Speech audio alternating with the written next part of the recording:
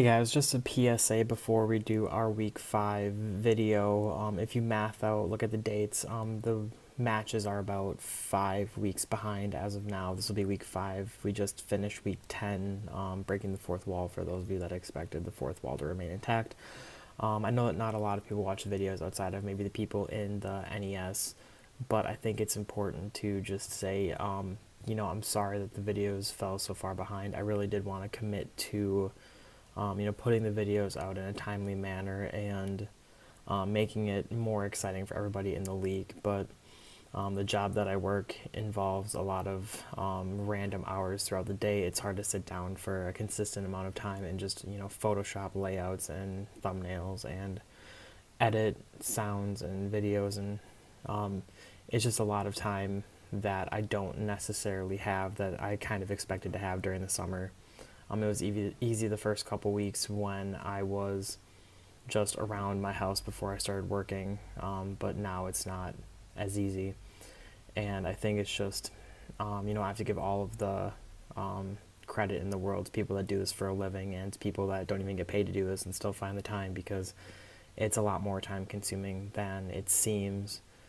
But I just wanted to say that once I get through the last, week or so of my job this summer, I'll have a couple weeks just to myself before I move and start work again. So I hope to catch up within those first couple days if I don't manage to catch up before then, and hopefully at least the last couple weeks of the league, maybe we can get some live, or at least immediately after, videos, so that it kind of feels like, oh hey, yeah, we are actually caught up. But if you actually listen to this, good for you. Otherwise, I don't blame you. This is just for anybody curious why videos are 5 weeks behind and coming out 3-week intervals when we all know that draft style leagues happen every week. But yeah, so now sit back, relax, and enjoy week 5. Hello all, my name is Adam. I'm the coach of the Titletown Tyrantrums, part of the National Exhibition Syndicate, or NES, and I am here to bring you our Week 5 Team Builder and Battle recap against the Golden State Luxrays. If you haven't watched the past couple videos, go back and do that first, let you know how we got to our current state of being, and once you've done that, come back and we will get started. Give you a second. Good. So this week we had to play the Golden State Luxrays, another returning team to the NES for our first official season.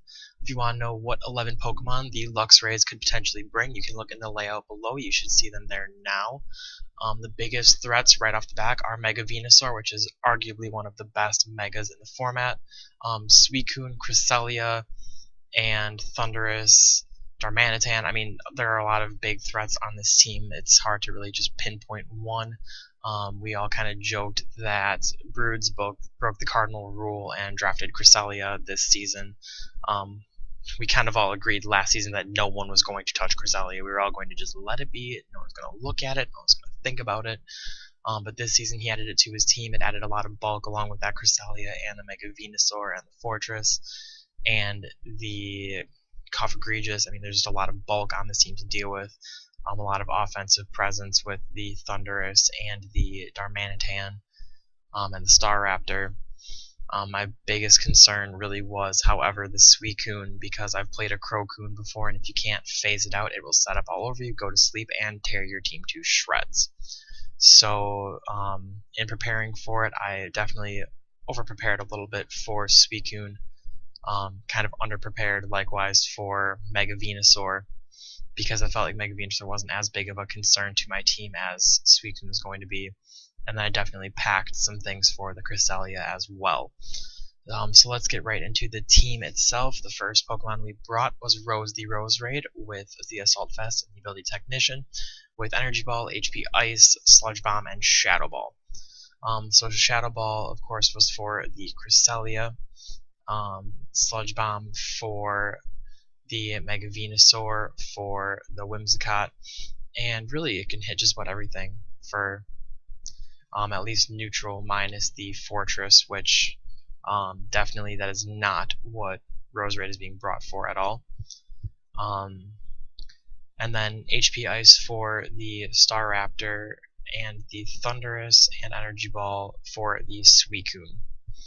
The thing with Roserade is really I was just hoping that because it hits so hard, if I had to, I could switch in on a slightly set up Suicune and take a Scald or take an Ice Beam and hit back at least equally as hard. Hopefully wear it down first so I don't have to deal with it recovering consistently on me. Usually I run the bulky special set. It's usually just a really solid set to run on a Roserade with Assault Vest. Not much else to say besides that. I really like Roserade. Glad to see it coming back again. The next Pokemon we brought is Annabelle, the Frostlass with Focus Sash and Cursed Body, with Destiny Bond, Ice Beam, Shadow Ball, and Psychic. This set was Psychic for the Venusaur, Shadow Ball for the Cresselia, Ice Beam for the Thundurus and Staraptor, and then Destiny Bond if they managed to hit hard enough to pop the Focus Sash, or if I thought they were going to be able to hit hard enough after the Focus Sash had been popped. A fast Destiny Bond was, kind of just the backup plan. If anything, I killed a Crocoon last season with Destiny Bonding Gardevoir. They gotta hit it and kill it eventually. Is my logic there. Then the next member up is Klaus the Galvantula at level 50, as always, with Life Orb and Compound Eyes, Thunder, Volt Switch, Energy Ball, and Toxic. Like I said, I definitely over-prepared for the Suicune, which is why I brought Galvantula when really it's not terribly needed outside of this. It's running Toxic for the Cresselia, Thunder for the Suicune, the Staraptor, and the Thundurus, and then Volt Switch just to get in and out if it has to otherwise. I don't remember exactly why I chose Energy Ball over Bug Buzz, because there are two Dark types on my opponent, or a Dark type and a Psychic type on my opponent's team. This is a few weeks ago, as you probably know. But really the biggest thing that this thing was here to do is Toxic and Thunder. That's why I sold in the Life Orb. Fourth up is Elena the Milotic with leftovers in Marvel Scale running Ice Beam, Scald, Dragon Tail, and Recover. Pretty standard Milotic set, physically defensive. The biggest thing, of course, is Dragon Tail, because I know that Suicune can't do a lot to me. And with a bulky investment like this, Cresselia can't do a whole lot either. So really, it's just to phase them in and out as necessary. If the Suicune starts setting up, just slap it with the Dragon Tail and get it out. Next up, we have Enzo the Pinsir with the Pincerite, and of course Aerolate once it Mega Evolves, running X Scissor, Swords Dance, Return to Quick Attack. I elected to run X Scissor this week to hit the Cresselia, and really I didn't need Earthquake for anything particular, minus maybe the Darmanitan, but Darmanitan's frail enough that a return can take it out. Really, there's no reason to run anything else than maybe the Fortress, but even Fortress doesn't really want to take a return. And then of course Swords Dance to set up if I got a chance, like if I happened to get out there when maybe the Suicune was asleep, get a Swords Dance up and slap it if it wasn't set up yet. Just pretty standard set. The only really interesting thing is X Scissor. And last up we have Kai the Mew with Weakness Policy and Synchronize, running Roost, Energy Ball, Psyshock, and Flamethrower. This set is 68 in both defense and special defense, 252 in HP, and then 120 in special attack. The reasoning behind this is I just want Mew to be as bulky as possible and still have some special attack to work with. And then I know that he's got a couple U-turners in Darmanitan and Staraptor, as well as I'm not sure if anything else gets U-turn. For some reason I wanted to say Liepard did. Can't remember. But either ways, he's got two U-turners. I would assume at least one of them is coming, so that he has the U-turn. Also, I could see the Liepard maybe foul playing or something running a knockoff, and I just want to be able to take any of those hits with Mew, get the Weakness Policy boost, and then Roost up and hit something with an Energy Ball, Psyshock, or Flamethrower. But the bulk is also that it can survive any hit and be able to recover up, and it can stall against the Suicune with Energy Ball and Roost. So that's the team. We have Roserade, Frostlass, Galvantula, Milotic, Pinsir, and Mew. And in just a second, we will get into the match recap. Alright guys, and we are here with the match portion of the video. The Pokemon I expected most to see were Thundurus, Cresselia, Liepard, Venusaur, Suicune, and Darmanitan.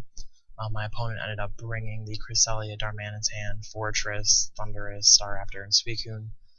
Fortress really isn't a surprise. My team has a lot of rock Stealth Rock weaknesses, so seeing a Stealth Rock setter is not a surprise at all. And then having the 2 U-turners in Darmanitan and Staraptor isn't a terrible idea to try to deal out as much damage as possible with that U-turning over and over and over and over again. So I figured my opponent would either try to lead with Fortress, which Mew can Flamethrower, or he would lead with something that would U-turn, which Mew can take the weakness policy boost from. So I thought that Mew was a pretty solid lead to start out with, so that is what I did. My opponent elected to lead with his Staraptor, so even though I did get the Intimidate, he was a special attacker, so it took the U-turn just fine. Got its weakness policy boost, which is exactly what I wanted. Of course, Mew is running Energy Ball, so sending out Suicune from the U-turn really isn't that terrible of a switch for me. And I ended up using Psyshock on my first turn. I think my opponent realized that with that damage from Psyshock, there's no reason you would leave that Suicune in that early on. Of course, Mew doesn't have anything to hit Cresselia directly, and then I was kind of surprised to see Sunny Day. I learned very quickly, I hadn't really known this fact, but if you have Moonlight, Sunny Day will restore your HP. It's not just Synthesis that gets the boost from the sun. So that was why my opponent used that, so that Cresselia could stall even more, because we get 100% of its health back, basically. But with the sun up, Flamethrower does a lot of damage, which means that Cresselia was basically forced to use Moonlight every turn as long as I was Flamethrowering. So I really didn't see any need to call Mew back. Obviously, Flamethrower stopped doing as much now that the sun has faded, but you know, I could play this game and stall the Cresselia without a lot of problem. It wasn't doing any damage really at all to me, and I had Roost. On top of it, I didn't really want to sacrifice my weakness policy boost, which is why I kept Mew out here as long as I did. I figured at some point he would either use Sunny Day again, or he would switch out like he does. So he decides to send out his Thundurus after I roosted up that turn. I wasn't afraid that anything that this Thundurus was going to do was going to kill me in one hit, which is why I decided to leave Mew out. He of course elects to Thunder Wave my Mew. And of course Thunder Wave Synchronize doesn't work on the Thundurus because it is an electric type. But then Psyshock hits and it does 98%. That is a +2 Psyshock, and it does 98%. I'll admit I was a little bit annoyed that it did 98%. That's really all I can say. I was a little bit annoyed that it did 98%. I'm not sure exactly how that damage rolls out. If that was, it could have KO'd and I got a low roll. I never actually did that calc. I just assumed that a +2 Psyshock stab from a Mew with some investment would kill. Obviously, if I had a little more investment, it would have killed. But hey, take what you can get. He gets a crit Thunderbolt, Mew manages to live, and he dies to Life Orb Recoil, so no one gets a KO for it. Darmanitan comes in, and at this point I know I can't live a U-turn. And I have to kind of sacrifice my weakness policy boost just to keep Mew around, because I'm going to want the Flamethrower probably for the Fortress later on. So I'd elect to bring Mew back and send my low tick out, knowing that I can take a physical hit and I can take the fire type hit. He just U-turns out into Suicune, and I think that the logic here is, well, my low tick can't touch Suicune, so I can set up all over it. But of course, this is exactly why I run Dragon Tail my low tick against Suicune, so I kicked it right back out. And at this point, I get stuck in a very long changing. I wasn't afraid of this Fortress particularly. I'm not the fastest Pokemon. Gyro Ball isn't going to do a lot of damage to me. So I elected to keep my low tick in, and at this point, I didn't really want to switch my low tick out, so I ended up playing a game of Dragon Tail everything repeatedly. So to save a lot of time, we're just going to quick hop through these. All of these were Dragon Tail turns, Dragon Tailing things out repeatedly. Every time the Darmanitan came out, I tried to scald it in the event that my opponent decided to leave it in for a turn. and use maybe Flare Blitz instead to get rid of my low tick, but of course that's not, you know, the smartest idea on my opponent's part. But every time he Calm Minded, I wasn't going to let that Suicune set up, knowing that if it set up enough, it might be able to do something to me. But with Recover on my side, it was just kind of a stalling match. Really, if I saw a Staraptor or Darmanitan, I tried to hit them with a hit, otherwise it was just Dragon Tailing and recovering for many, many turns. You can see here there was a point where I was trying to weaken Cresselia a little bit. I think I was trying to fish for some type of hacks, but with the Sunny Day in play, well, I don't think I can burn during the sun. I don't know exactly how that mechanic works off the top of my head. But I eventually got sick of the Cresselia sitting in there, decided to phase it out.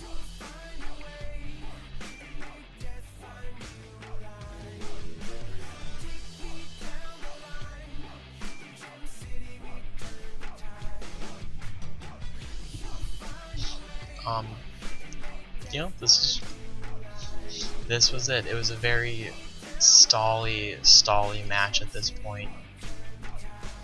There was a lot of Dragon Tailing. I was trying to stall Cresselia out of its Moonlights, and really that was all I could really think to do. Just that Cresselia couldn't recover against something else on my team. But my attack was basically gone at this point because of the Intimidates from Staraptor. And once I got the burn, I was pretty happy because that Cresselia was essentially neutralized at that point. I figured Galvantula's Thunder could do enough damage to Suicune that between Galvantula and Roserade that I didn't have to necessarily worry about it setting up much at that point.